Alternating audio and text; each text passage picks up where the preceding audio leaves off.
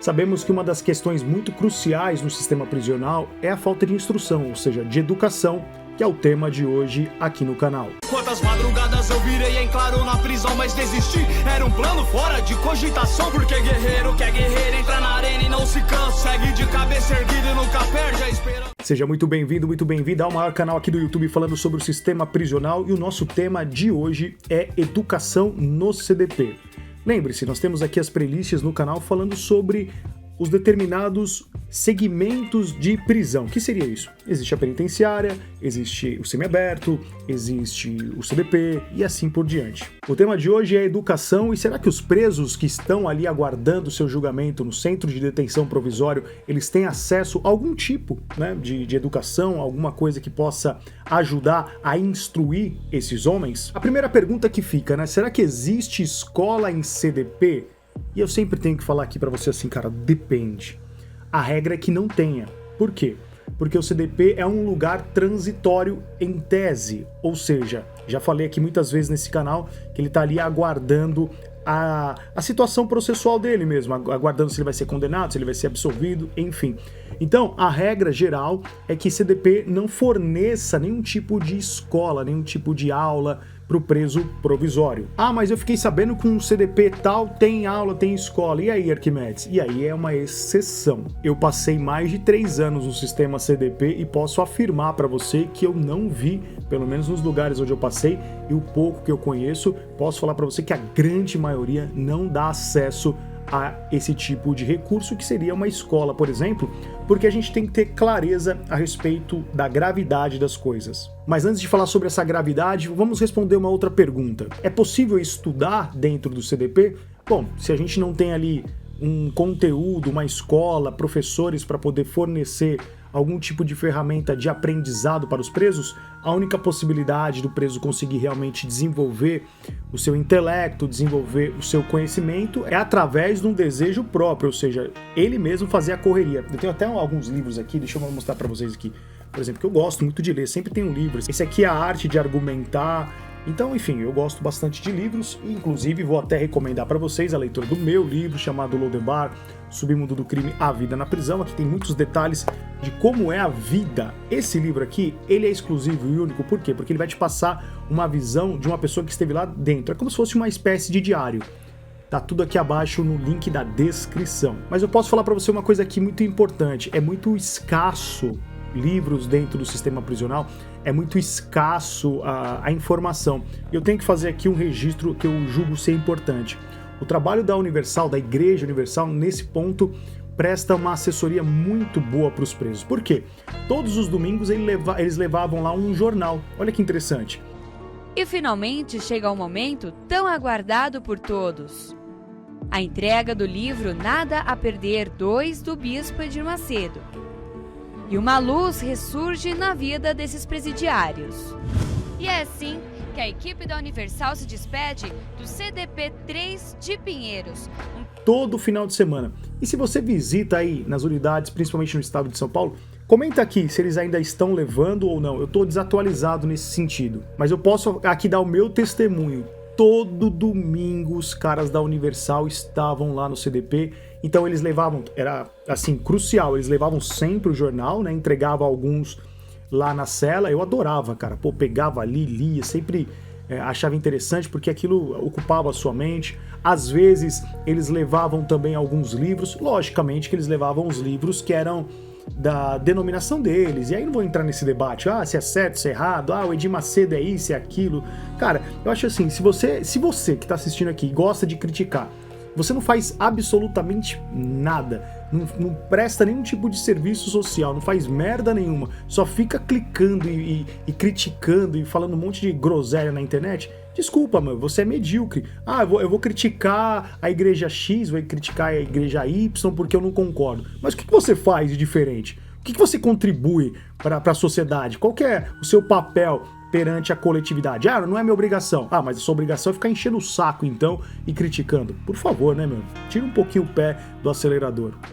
Um pequeno desabafo aqui, foi mal. Então, como é que um preso, por exemplo, ele consegue um livro lá dentro? Normalmente, os familiares mandam, algumas unidades permitem que no dia da visita dentro daquela, né, da alimentação, de alguns jumbos, a unidade vai ali, faz uma fiscalização, e aí depende muito, é muito louco, né, cara? Porque quando alguém compra o livro nosso aqui, o livro Lodebar, muitas vezes eles querem encaminhar pro filho, pro marido lá na unidade prisional, e a pergunta mais recorrente que eu recebo aqui é: Arquimedes, o seu livro entra nas unidades prisionais? Aí eu falo que depende. Por que depende? Porque não existe uma regra clara, né? Cada regimento interno, às vezes você pega um plantão chato. Já tive testemunho já do cara levar o meu livro num final de semana e o cara falar, o funcionário fala, não entra. E ela levar depois no outro final de semana e entrar normalmente. Então, assim, não existe uma lógica, né? É uma crítica que eu faço muitas vezes para as secretarias de administrações penitenciárias. Tem lá o regimento interno, tem os direitos, tem toda uma questão, digamos assim, legal em cima disso. Mas muitas vezes você se depara com uma vaidade de um funcionário ou outro que olha para a cara do livro e fala, esse aqui eu não gostei, não vai entrar. É um absurdo, né, meu? Porém, eu me sinto um cara muito, assim, honrado por Deus, por saber que meu livro está espalhado em muitas unidades prisionais. É muito legal receber os relatos. Hoje em dia, como advogado criminalista, eu tive até uma experiência muito interessante, né? Se você quiser acompanhar um pouco da minha rotina, depois me segue nas outras redes sociais. Mas um relato aqui rápido, né? De ter realmente experimentado isso, ter ido numa unidade prisional visitar um cliente, né, que eu tô trabalhando para ele, e o cara fala assim, pô, o seu livro tá fazendo um maior sucesso lá no pavilhão, o seu livro os presos estão gostando da história e tal. Pô, é uma experiência muito louca, né? Como a vida proporciona através da educação, né? Aqui é a grande chave, né? Até mesmo do tema desse vídeo, o que o conhecimento pode fazer. Olha o que o conhecimento fez comigo, cara. Às vezes até me permita fazer essa reflexão junto com você. De ex-presidiário, lá dentro, escrevi o meu livro todo, escrevi a saga Lodebar dentro do sistema prisional, lancei esse livro depois e comecei a fazer um trabalho pautado no conhecimento. Me formei em Direito, graças a Deus, passei nos exames da OAB, me tornei um advogado criminalista, hoje estou exercendo a função, né, esse trabalho que trata dos dramas humanos, que é um advogado criminalista. Então, assim, cara, tudo através da educação. Então esse é um tema que mexe bastante comigo, porque eu sei da importância que é a educação, principalmente no sistema prisional. Então, normalmente, não tem biblioteca no CDP. E aqui uma outra história, né? Teve uma época que eu conto até isso dentro da minha saga Lodebar. Tinha uma época que eu lia muitos livros. E aí o que acontecia? O preso, às vezes, pegava o livro na visita e eles arrancavam as folhas do livro para poder fazer algum tipo de artesanato. O que seria esse artesanato? O cara fazia um quadro, fazia um pato. E eu ficava louco, porque às vezes eu queria ler um determinado livro que chegava com um companheiro, né, no dia da visita. Minha mãe trouxe um livro. Os caras sabiam que eu gostava de ler, né? Minha mãe trouxe um livro. Eu falava, pelo amor de Deus, cuidado, já não vai trocar isso, porque às vezes os caras trocavam por maço de cigarro, trocava por droga. Essa é a realidade, né? Um puta livro. Pô, antes de você fazer negócio, mano, deixa eu ler esse livro aqui, mano. Depois você faz lá um negócio e tal. Então eu tinha que ficar meio que monitorando. E teve uma época, até foi interessante essa história, né? Teve uma época que eu lia muito, né? Então eu tava ali eu tinha uns 30 livros comigo lá, né? Então os caras até sabiam onde eu dormia, né? Onde o Arquimedes dorme. Lá onde tá os livros ali, é onde o Arquimedes dorme, né? Pô, agora deixa eu contar de novo uma outra história aqui. Agora me empolguei aqui. Agora vou contar essa história pra vocês. Teve uma época também que eu fui muito perseguido pelo diretor da unidade prisional, né? Eu tava sofrendo ali algumas represárias. Por quê? Porque também em algum momento, no cumprimento de pena que eu tava lá no CDP, eu passei a fazer muito recurso de habeas corpus, eu fazia muito ofício lá pros presos. Era uma forma que eu tinha de ganhar meu cigarro, né? Era a forma que eu tinha de me manter praticamente no sistema prisional. E aí, o que aconteceu? Uma vez teve uma blitz, e como eu era o responsável daquela cela, que a gente chamava de disciplina, eu sempre ficava acompanhando quando tinha ali um procedimento. E aí uma vez o diretor, por me perseguir, ele já invadiu a cela, eu fiquei lá, né, tirou os presos, logicamente. Aí eu lembro que alguns funcionários falaram assim, com certeza é aqui que o Arquimedes dorme, olha os livros dele aqui. Mano, foi chocante isso. Aí eu lembro que o chefe de plantão foi lá, catou o livro, nunca esqueço isso, cara, isso marcou minha vida. Ele pegou o livro A Arte da Guerra, que era um dos livros que eu já tinha lido lá no sistema prisional, e ele falou, né, falou assim, olha o livro que o Arquimedes lê aqui, ó, tá vendo? Você sabia, né, que é um dos livros que o Marcola gosta de ler bastante, né, A Arte da Guerra. Eles imaginavam que eu fazia parte do PCC, entendeu? Eles encanavam nisso, que eu era membro do PCC por conta, sei lá, meu, de alucinação da cabeça deles. Eu nunca dei indícios que eu fazia parte, ou que eu era, porque eu nunca fui, né, na verdade eu nunca fui também membro do PCC. e eles tinham essa visão minha, né? Então, pra você ver como é que é essa questão da educação, dos livros, como isso mexeu bastante no decorrer da minha história. Mas vamos lá, vamos continuar aqui no foco do nosso tema de hoje. Sendo assim, nós temos aqui uma questão muito crucial, né? Que é entender que grande parte daquelas pessoas que estão cumprindo pena, eles não tiveram acesso à educação. Ou tiveram acesso a uma educação, e você vai concordar comigo, né? A nossa educação no Brasil, ela é péssima. E eu não digo nem ser péssima pelos esforços dos professores. Pô, cara, eu dei muita palestra em escola estadual, municipal, e vi muita boa vontade de professores, muito esforço de diretores, né, cara? De tentar proporcionar para os jovens uma educação, né? Então você percebe que infelizmente não é nem por uma questão dos próprios professores ou até mesmo da escola, é realmente um mecanismo, não há ali um pensamento de a gente melhorar o nosso ensino, e esses caras depois eles entram pro crime, chegam lá, muitos caras não sabem ler, muitos caras não sabem escrever. Quantas cartas eu lia, né? O cara chegava assim, meu chegada, e era um negócio até meio constrangedor, né? Por quê? Olha que situação complicada. O cara chegava pra mim muitas vezes, que a gente tinha ali uma coletividade. Pô, Arquimedes, lê essa carta aqui pra mim. Eu me sentia muito mal. Por que eu me sentia mal? Eu tava entrando às vezes na privacidade do cara. Ó, que negócio louco. E isso é uma questão de muita confiança. O cara me permitia ler a carta dele ali. Primeiro, porque ele não sabia ler, né? Obviamente. E segundo, eu tinha que ali, saber muitas vezes de coisas que era praticamente no campo privado dele. Só que eu fazia isso com o objetivo claramente de ajudar o cara, né, mano? Era muito complicado. Até porque ele falava assim, eu vou dar pra quem essa carta pra ler? Eu não sei ler, né? A minha mãe, minha esposa, alguém mandou a carta pra mim, e aí é uma questão de confiança mesmo, entendeu? Então era bastante constrangedor. Então eu lia muita carta de companheiros lá dentro, eu escrevi muita carta também. Alguns eu escrevia de graça, outros os caras até me pagavam cigarro pra escrever, né? Que eu tinha uma boa caligrafia, às vezes o cara não sabia escrever muito bem, a letra dele era ruim, ou ele me pagava ali meio maço, um maço pra passar limpo uma carta. Isso aí fazia parte, né, digamos assim, era tipo um fortalecimento, né? Não é nem que você cobrava, o cara tipo assim, me fortalece aí, escrevendo uma carta. Tinha cara que fazia desenho de carta. Se você visita aí, se você é mulher de alguém que tá cumprindo pena, me responda aqui abaixo no comentário. Você já recebeu alguma carta com desenho?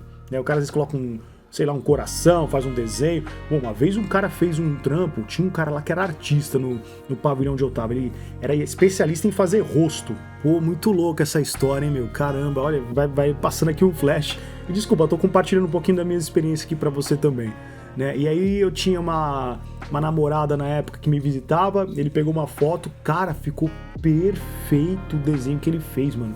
Pena que eu não tenho essa foto hoje também, a pessoa não ia nem permitir eu publicar aqui no canal, mas aí eu lembro que eu passei a foto pra ele e falei assim, faz o desenho, ficou maravilhoso, mano, sabe? Eu não sei o nome, tem um nome específico técnico dos caras que fazem, né, tipo um desenho da pessoa, se você souber o nome, depois comenta aqui abaixo. E aí eu lembro que eu mandei esse desenho pra ela e ela ficou encantada, foi um presente muito bacana. Inclusive fiz até pra minha mãe, cara, preciso até lembrar ela, o dia que eu encontrar minha mãe, eu vou falar pra ela, e aí, você tem ainda aquele desenho? Verdade, fez da minha mãe também, cara. Acabei de lembrar aqui agora, que louco. Enfim, isso fazia um pouco parte do nosso cotidiano, tinha caras que tinham esse dom de poder fazer os desenhos, outros caras tinham ali uma capacidade de fazer os artesanatos, outros acabavam com o livro, né, pegava o livro e arrancava as páginas para fazer o seu artesanato, então, né, isso fazia parte do movimento. E para encerrar, né, uma história que eu tava aqui que eu ia contar lá atrás e agora eu lembrei novamente aqui. O que acontece? Teve uma época que eu tinha muito livro no sistema, né? Então eu tinha ali acho que tinha mais de 30 livros, mais de 30, com certeza mais de 30. E no CDP, normalmente na época que eu passei, o RO, que é o regime de observação, que já tem vídeo falando sobre ele aqui no canal, o preço ficava lá 10 dias, 10, 15 dias no RO. O que eu fiz? Eu peguei boa parte desses livros que eu já tinha lido mais de 2 vezes, 3 vezes, e fiz uma espécie de biblioteca dentro do pavilhão. E foi muito legal esse movimento, cara. Pô, esse movimento foi muito bacana. Que aí começou a chegar algumas doações de livros, aí eu peguei a cela do RO, né, porque consegui um espaço lá, como era provisório, o preço passava lá de forma rotativa, eu combinava com o cara, né, eu chegava pro cara e falava assim, cuida aí, se alguém pedir um livro, você vai lá, anota o nome do cara, anota a cela que ele tá, tipo, fazer uma espécie de triagem ali, entendeu? E até mesmo pro próprio cara que tava lá no RO, ele também, de uma certa forma, se beneficiava, porque tinha bastante livro pra ele poder ler, enfim, foi um projeto muito legal, cara. sinceramente, eu louvo muito a Deus, cara, sinceramente, agora falando pra você, porque eu tive experiências, assim, surreais dentro do sistema prisional, não que seja um ambiente legal, gostoso, não, eu tô aqui passando pra você experiências, entendeu? Missão de vida mesmo. E era muito impactante ver como um livro ajudava o cara a pensar, os livros me ajudaram demais, eu li mais de 100 livros no sistema prisional, muito mais de 100 livros, e isso me ajudou muito, me ajudou no meu campo psicológico. Li muitos livros mesmo sobre psicologia. Um autor que eu li bastante foi Augusto Cury, gostava da forma que ele escrevia, né, os livros, como ele escreve os livros. Li bastante, li Pai Rico, Pai Pobre. Depois, se você quiser, até faço aqui um vídeo explicando os melhores livros que eu já li. Se você gostar da ideia, comenta aqui abaixo. E assim, cara, eu acredito muito na educação, né? É até uma questão que a gente tem que pensar. Como é que você pensa em ressocialização, sendo que o cara não foi nem socializado, ou seja, ele não teve um conjunto mínimo básico de educação na sua construção da sua personalidade, e aí você quer ressocializar um cara que não foi nem socializado, entendeu? Porque como você vai socializar uma pessoa? É através da educação, é através de falar pro cara que roubar é errado, que furtar é errado, princípios, valores, aí a questão até mesmo de um ensinamento cristão é importantíssimo também, dependente da sua fé que você professe, mas a minha é com base cristã. Eu sempre acredito que nós temos que ter alguns princípios, valores, temos que ter um conjunto de... Esses conjuntos de valores acabam nos direcionando, nos dando um norte, e isso é educação. Então é lamentável a gente perceber o fracasso que é o sistema prisional, como as pessoas não conseguem compreender. Se nós tivéssemos uma política mais pautada a reestruturar o sistema prisional, porque isso seria um benefício para nós. Eu e você teríamos muito benefícios com uma reestruturação do modelo do sistema prisional. Isso tinha que ser debatido de forma mais adequada, né? Não nessas imbecilidades aí de pessoas que ficam só com frase pronta, né, mano?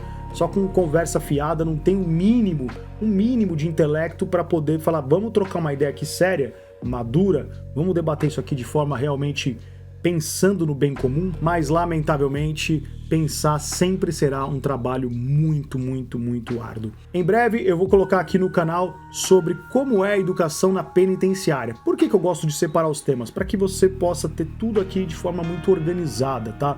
Então eu organizo isso em playlist para você entender qual a diferença da educação das escolas em CDP, qual que é a diferença nas penitenciárias, como isso funciona no semiaberto.